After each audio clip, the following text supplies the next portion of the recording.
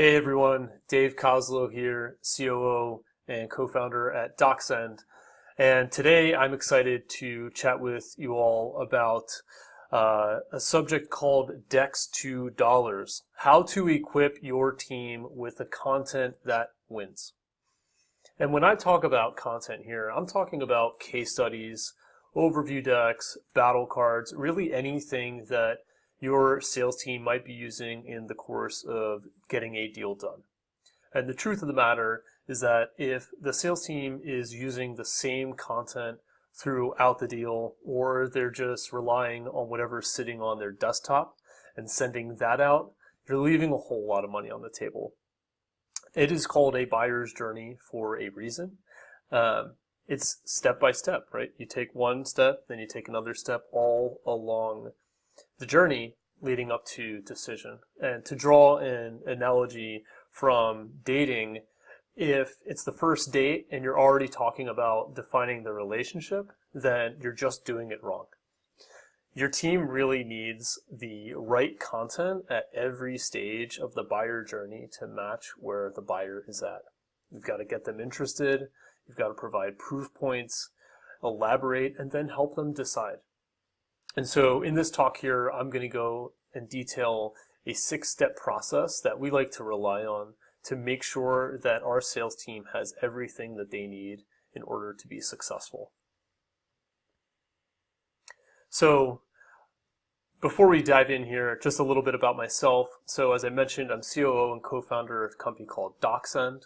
We're the leading content management platform for sales and marketing.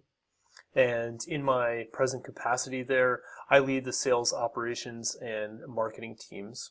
In a past life, I was over at a company called Graystripe, a mobile ad network, leading engineering. And then previously, I was at Google and Palm.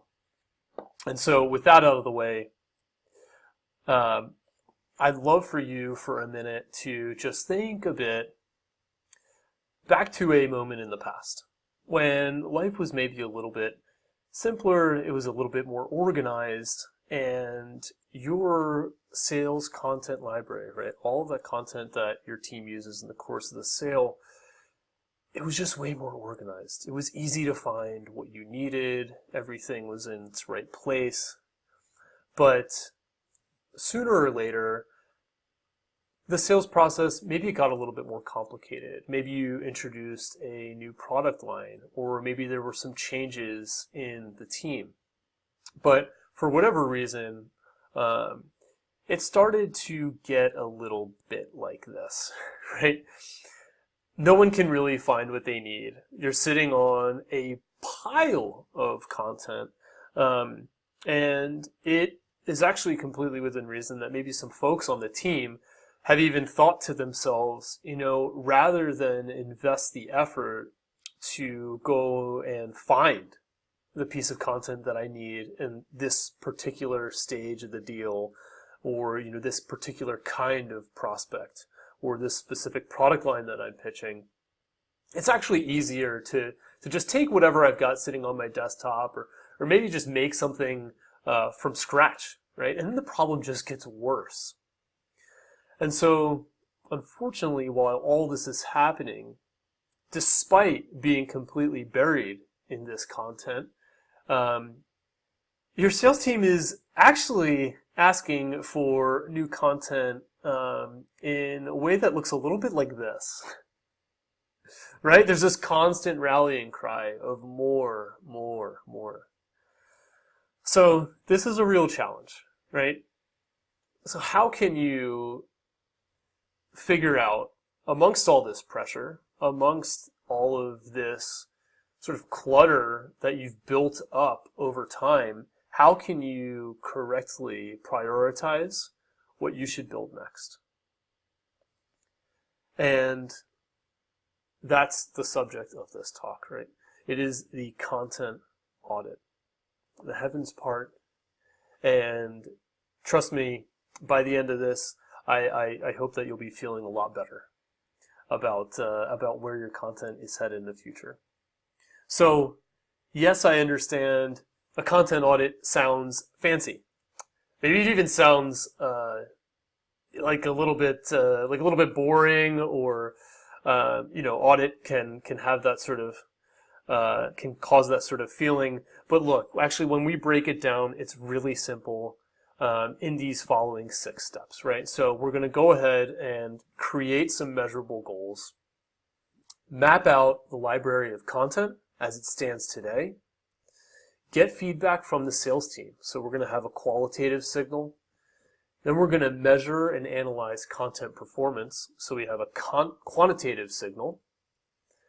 And then collectively, across the quantitative and the qualitative, we'll conduct a gap analysis. Again, that sounds fancy, but at the end of the day, when we get there, I'll break it down for you. It's pretty simple. And then lastly, we'll have everything that we need to put together a proper strategy for a roadmap that's really going to work for the team. Let's go ahead and dig in. And actually, sorry, before we do that, if you are feeling social, please, you are more than welcome to go ahead and tweet this. If you want to grab a screenshot of this slide, whatever you want to do, we are at DocSend, #Army of Sales Reps. So let's get in. Step 1, setting great goals. We've all heard this before. What gets measured gets done. There's 3 questions to ask yourself here. First of all, what triggered this content audit? Right? Where is the pain? What's going wrong in the sales process today? Second, what outcomes do you want to drive? And then third, what metrics would prove that you have achieved those outcomes? So let's look at a few examples here. So let's say, sales is going rogue and they're creating their own decks. Well, an outcome that you might want to drive is getting uniform content usage across the team. And a metric that you could use to show that, yes, I have achieved uniform content usage across the team is a % of content that's utilized each quarter by the team, right? It's not the case that everyone's going back to this little corner of the very messy sales library and using the same stuff over and over, but rather there is this well-orchestrated library. They're going in, they're finding that content, and it's readily being put to work. Another example here, maybe leads are getting stuck after the discovery process, right? Well, an outcome that you might want to drive is more opportunities making their way through the pipeline, not only in quantity, but also maybe there's a time component, right? You're accelerating it. And so this is all happening more quickly because we all know that time kills all deals. So a metric that you could use there, % of early stage deals influenced by content. And then another last example here, maybe the SDR team is struggling to generate engagement.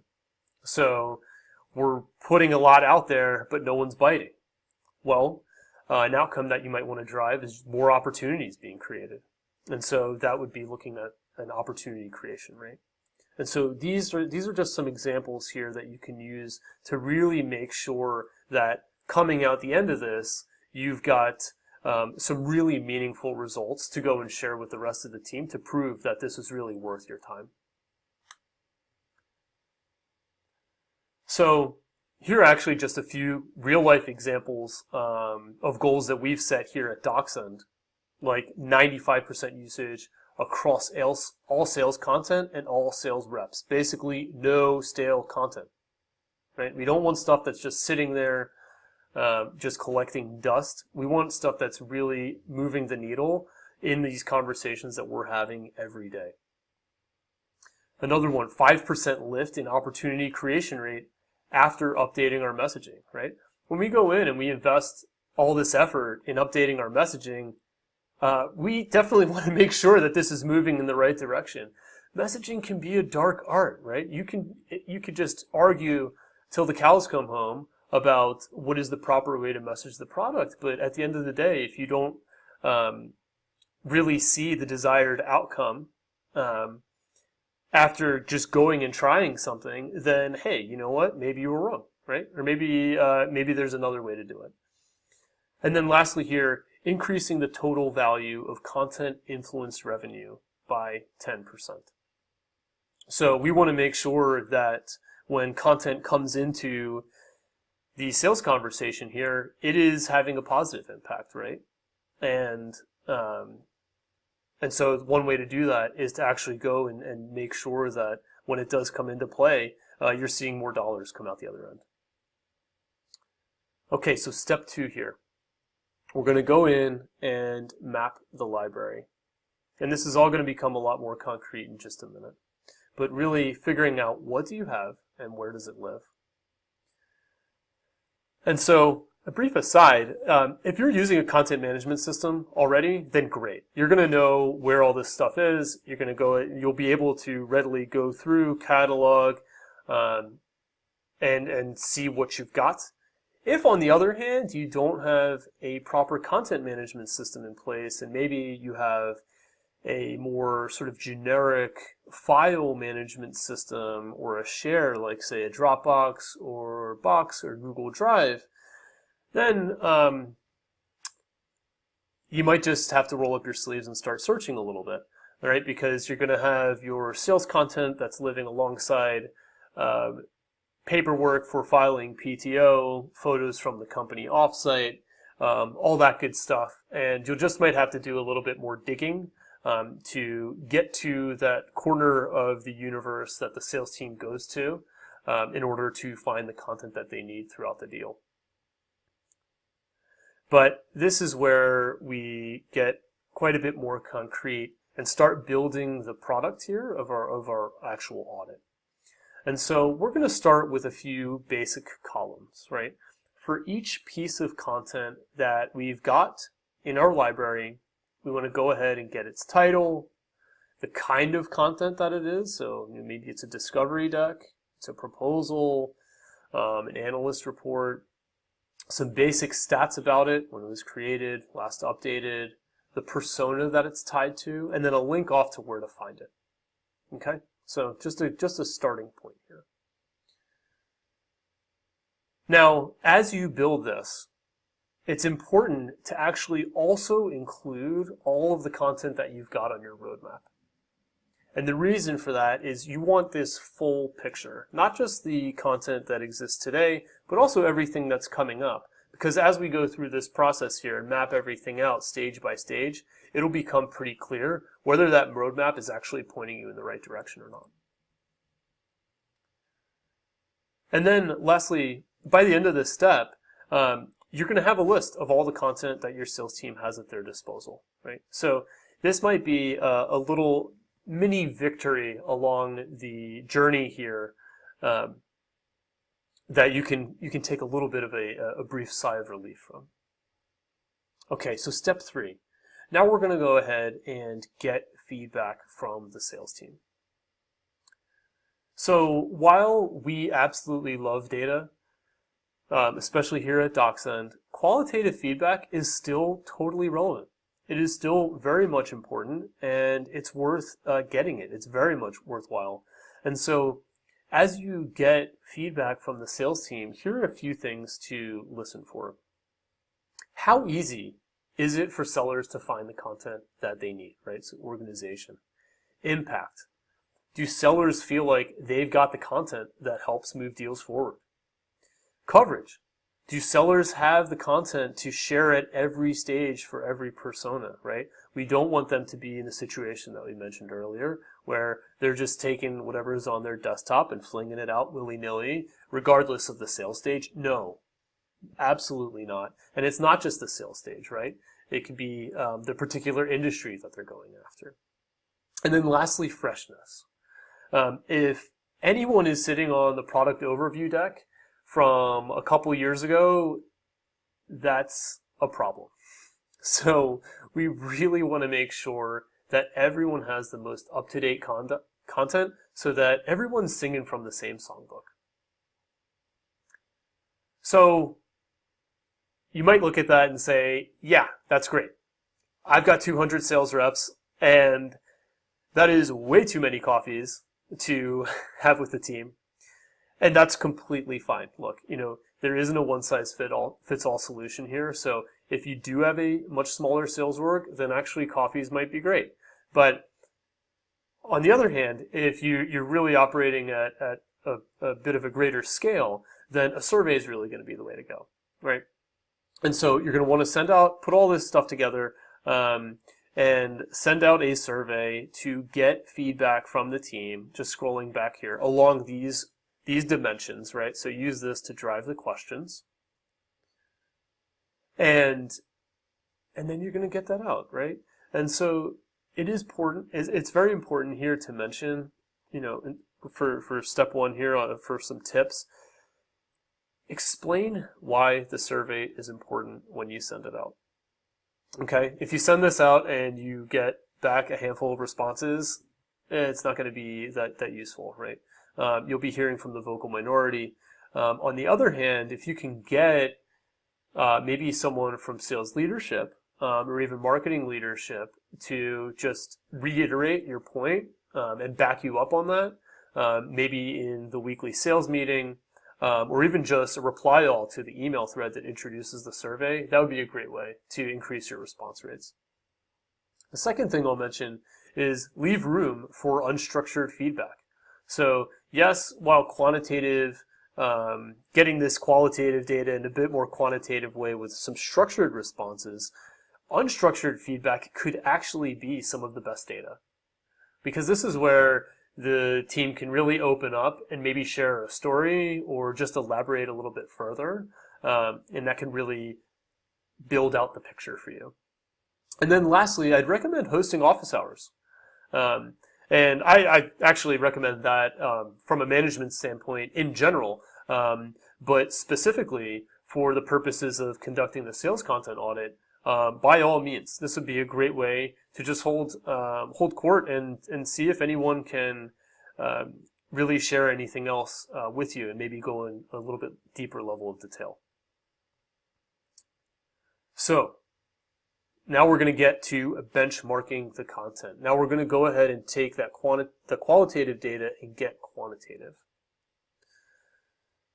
So now we're going to layer in a few more columns into our developing sheet here, using the metrics that are relevant to the goals that you set, right? And so here are just a few examples, right? So for each piece of content, you want to know how often is it being sent. That's going to tell you the extent to which the sales team is leveraging it, right? And how many visits are coming back. So a sent to visit ratio there can mean a variety of things. You've got to, of course, take into context the team that's leveraging it, right? Because, of course, that's going to be a different ratio if it's being used more top of funnel with the sales development team as opposed to more bottom or middle of funnel even with the account executives. But that can be a good little signal there around how that content's being received. And then even more specifically on how that content's being received, the time spent on average with a piece of content, and the average completion rate. The average completion rate's an interesting one because that might not be one that comes readily to mind here, but this is really telling you that content that's out there that's 25 pages, if your average completion rate is sitting there around 60%, you might want to think about that, right? You might want to think a little bit more carefully about breaking that content up into smaller, bite-sized chunks.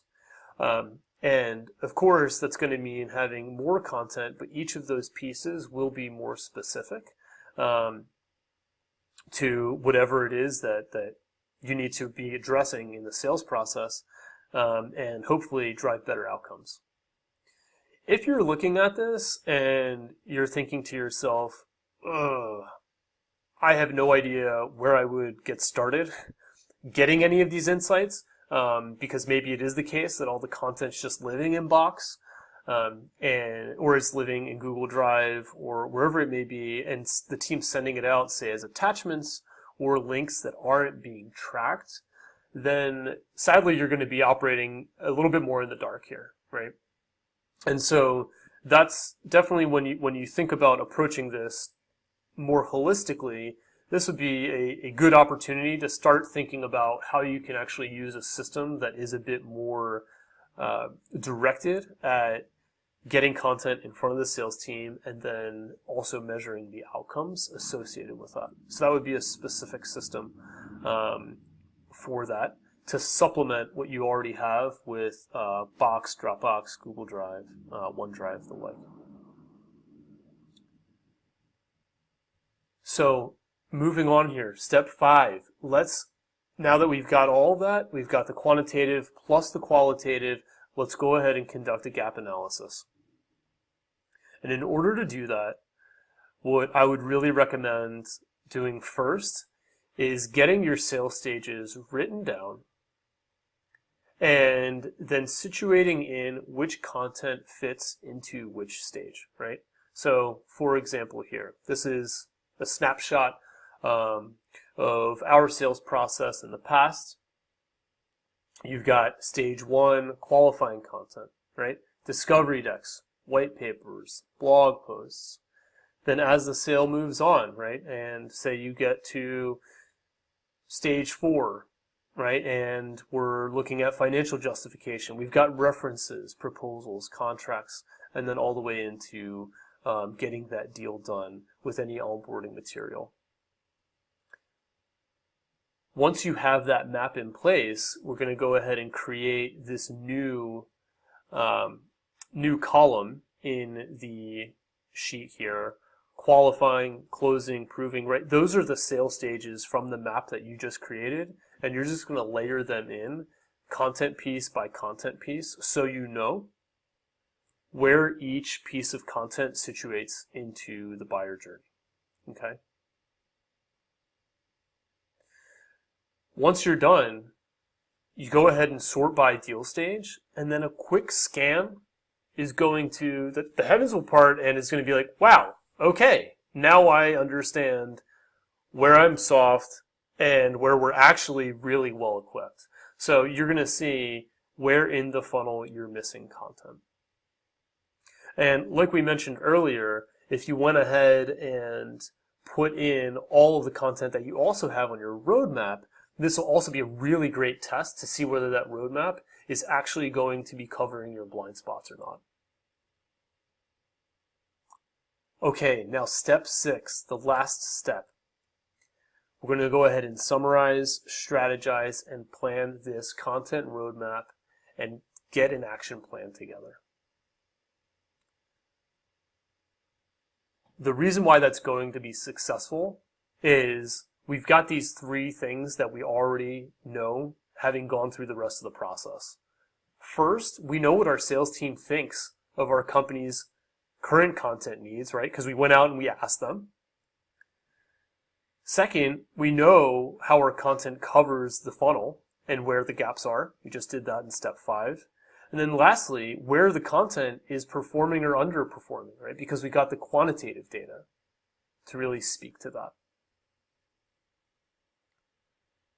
So with all of this in mind, we're going to go ahead and add an action column to the audit sheet here.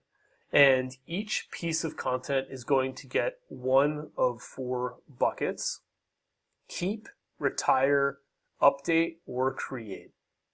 And yes, it might be hard to say goodbye to certain pieces of content, but now you've got the data and the understanding to actually comfortably part with what you need to part with.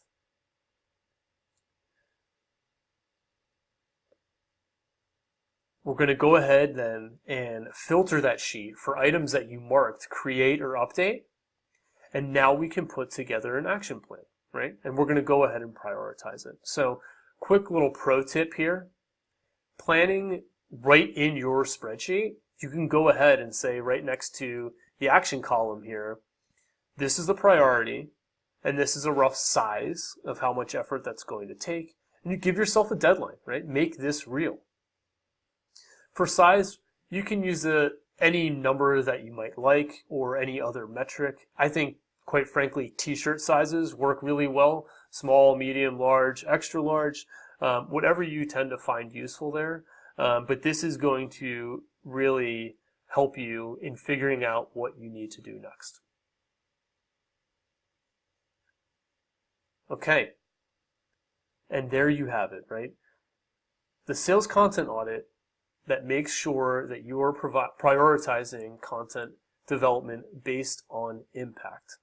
What we all know is that when we don't have a quantitative data set, right, that takes all of the emotion out of the decision process, and we don't have a holistic qualitative data set across the entire sales org, what ends up happening is squeaky wheel gets the grease, right? And so this constant rallying cry for more, more, more, we are so ill-equipped on the enablement side of the house to get the team what they need, because we are so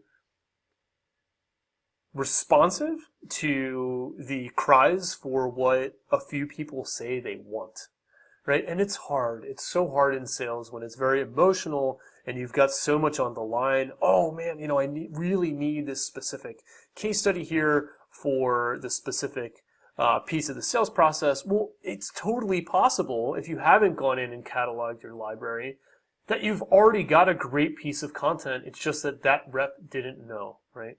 And maybe they were onboarded after the training happened, whatever it may be. But the secret here to high-performing sales content at the end of the day is doing this as part of your regular hygiene cycle, right? It is just good hygiene to routinely do a sales content audit to make sure you've got all the information that you need to have the most successful roadmap for creating new content and getting that in front of the team.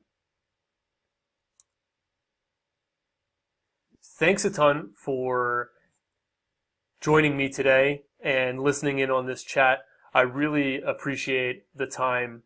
And as I mentioned, right, coming from DocSend, we are a sales content management and tracking platform, helping all the sellers get all of the content that they need right and at their fingertips throughout the sales process.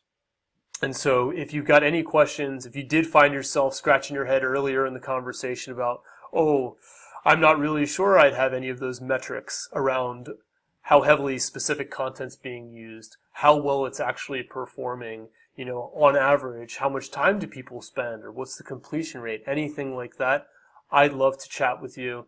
And you can just reach out to me at dk@docsend.com. And also, as a thank you for joining me here, I'd love to offer a 1-month free trial of DocSend. Just go ahead and send an email over to armyofreps@docsend.com. Thanks so much for joining me, and best of luck with your roadmap going forward. Take care.